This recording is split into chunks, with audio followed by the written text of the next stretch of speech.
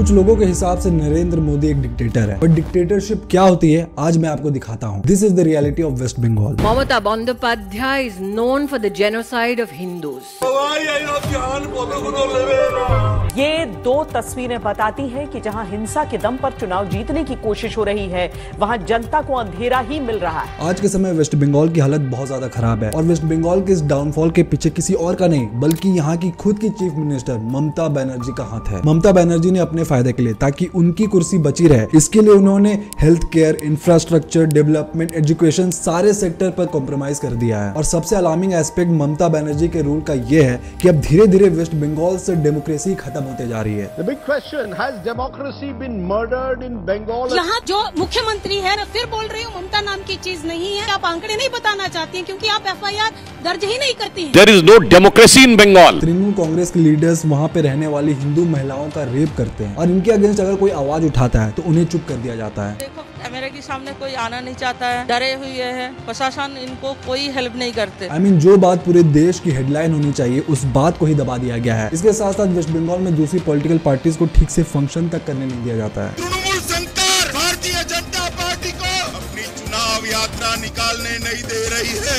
तो चलिए जानने की कोशिश करते हैं how Mamata Banerjee has destroyed Bengal and how she is destroying Bengal currently, जिससे वो शायद कभी ओवर भी नहीं पाएगी। So do share this video अगर आपको ये वीडियो लगता है कि ये बात ज्यादा लोगों को पता होनी चाहिए। And now let's start the video.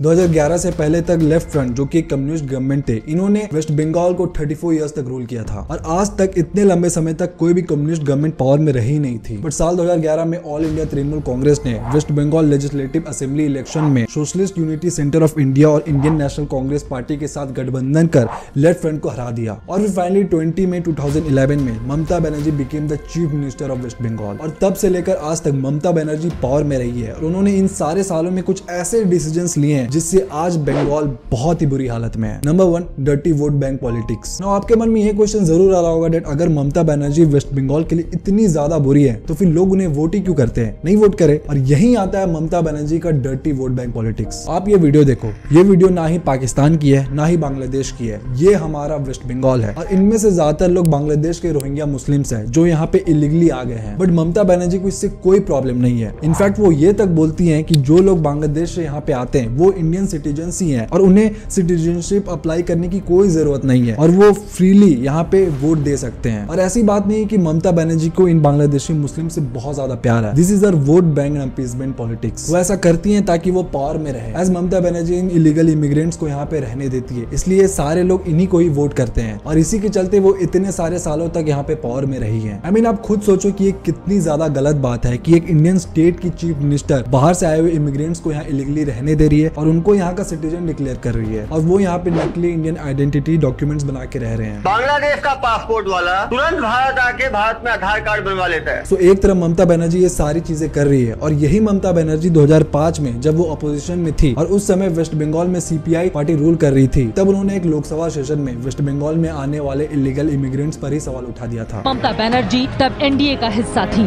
तब ममता बनर्जी को लगता था कि देश में बांग्लादेशी घुसपैठ बड़ा मुद्दा है। मतलब आप आयरनी देखो बस। नंबर 2, टर्निंग इनटू ए डिक्टेटर। ये वीडियो देखिए जहाँ पे बीजेपी के वाइस प्रेसिडेंट जब एक नॉर्मल रास्ते से जा रहे थे तो उन्हें कुछ तृणमूल कांग्रेस के एक्टिविस्ट ने रोका और उन्हें लात मारने लगे। फिर जब बीजेपी के लीडर दिलीप घोष इलेक्शन से पहले अपना कैंपेन कर रहे थे तो उस समय तृणमूल कांग्रेस के कुछ वर्कर्स ने इनको मैनहैंडल किया और इन पर अटैक करने की कोशिश की। नेशनल क्राइम ब्यूरो रिपोर्ट के हिसाब से West Bengal has recorded the highest number of political murders in India in 2021 और ईयर 1999 से हर साल वेस्ट बंगाल में on an average 20 political murders होते हैं। इसके बाद जब 2021 में वेस्ट बंगाल विधानसभा इलेक्शन में तृणमूल कांग्रेस जीती तो इसके बाद TMC के मेंबर्स ने बीजेपी के लोगों पर अटैक किया था। बॉम्ब्स फेंके गए थे जिसमें 5 लोगों की जान गई थी। और फिर इसके बाद बीजेपी के लीडर अभिजीत सरकार ने इसके बारे में जब फेसबुक में एक वीडियो डाला तो TMC के वर्कर्स ने इन्हें पत्थर से पीट कर मार दिया। अभिजीत के भाई विश्वजीत सरकार का ये कहना है कि उस समय वहाँ पे पुलिस भी प्रेजेंट थी और जब इसके बारे में उन्होंने पुलिस को रिपोर्ट किया तो दे डिड नथिंग। उल्टा पुलिस ने क्या किया कि उन्होंने विश्वजीत को अपने कस्टडी में ले लिया, उनकी माँ से 5 ब्लैंक पेपर्स में साइन करवा लिए और बाद में they launched a false FIR case की सिर्फ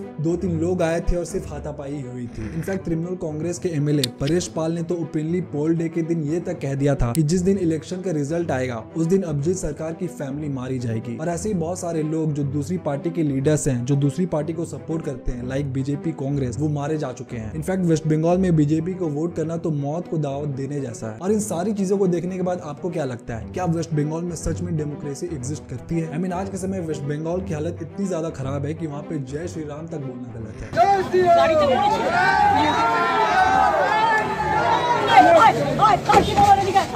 तो ये डिक्टेटरशिप नहीं है तो और क्या है? Number 3, economic decline. The great Mamata Banerjee ने एक प्रेस कॉन्फ्रेंस में इंडिया के इकोनॉमिक कंडीशन को श्रीलंका से भी बुरा बताया था। आज के India economic situation is very bad, Sri Lanka আমরা দেখতে পাচ্ছি। बट वो ये बोलते बोलते ये भूल गई कि आज के समय उनके खुद के स्टेट वेस्ट बंगाल की फाइनेंशियल कंडीशन श्रीलंका से भी खराब है। जब 2011 में ममता बनर्जी पावर में आई थी तो उस समय वेस्ट बंगाल के ऊपर 1.92 करोड़ का कर्ज था और वहीं एज ऑफ 2023 ये कर्ज बढ़कर 5.86 लाख करोड़ हो चुका है, which is a huge jump। West Bengal का डेट पर कैपिटा आज के समय 60,000 से भी ज्यादा का हो गया है। इसका मतलब वेस्ट बंगाल के हर एक सिटीजन पर 60,000 का कर्ज है। इसके साथ साथ जहां 2010-11 में वेस्ट बंगाल का इंडस्ट्रियल ग्रोथ रेट 13.99% था तो वहीं ये साल 2018-19 में घटकर महज 5.9% पे आ गया है। और इसका सबसे बड़ा कारण है ममता बनर्जी का एंटी इंडस्ट्रियल माइंडसेट होना। बंगाल में किसी भी बड़ी कंपनी को अपना प्लांट सेटअप करने के लिए लैंड एक्वायर करने में बहुत मुश्किलें आती हैं। इसका सबसे फेमस एग्जांपल है जब 2006 में तब की सीपीआई गवर्नमेंट ने टाटा कंपनी को सिंगूर इलाके में 1000 करोड़ का एक लैंड अलॉट किया था जहां पे वो नैनो कार बनाने वाले थे। इससे वहां के किसान इसका विरोध करने लगे थे और ममता बनर्जी ने उस समय इन किसानों का जमकर सपोर्ट किया था। ये प्रोटेस्ट करीबन 2 साल तक चला और फिर फाइनली रतन टाटा ने इस प्लांट को बंद करने का फैसला लिया। उस समय गुजरात के चीफ मिनिस्टर नरेंद्र मोदी थे और उन्होंने रतन टाटा को अपना प्लांट वेस्ट बंगाल से शिफ्ट करके गुजरात में करने को कहा। देखा जाए तो इस आंदोलन से ममता बनर्जी के पॉलिटिकल करियर को तो बहुत बड़ा राइज मिला और वो बाद में वेस्ट बंगाल की चीफ मिनिस्टर भी बनी, बट इससे वेस्ट बंगाल के इंडस्ट्रियल ग्रोथ को काफी नुकसान हुआ। एंड नाउ अगर आपको ऐसी और वीडियोस देखने हैं then watch these videos which are right in front of you.